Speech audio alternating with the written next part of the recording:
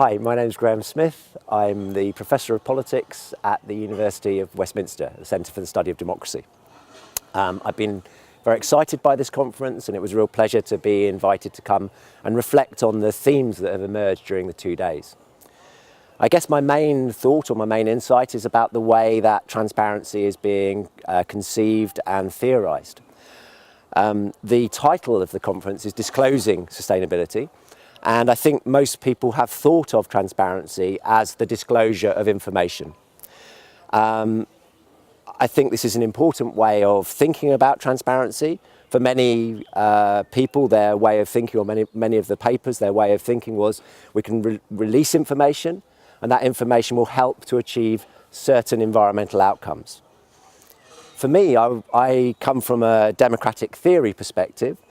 And my feeling is that we need to radicalise that conception of transparency. We need to think more about democratic transparency, or transparency for democracy. And that means we need to think a lot more about the kind of information that people need to protect their basic interests. And not just about that information being disclosed, but that information being actionable, that people have the capacity to take action once that information is released. That means that transparency alone, in terms of transparency as disclosure, is not enough. It means we actually have to have the kind of political, social and economic conditions under which people can respond to that disclosure of information.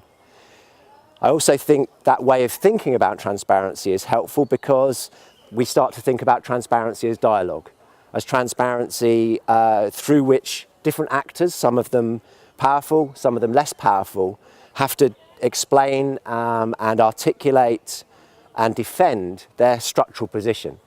And I think for me, one of the challenges in this conference is moving from the transparency is releasing information to the transparency is empowerment. And I think it's that gap that really we need to work on in the future.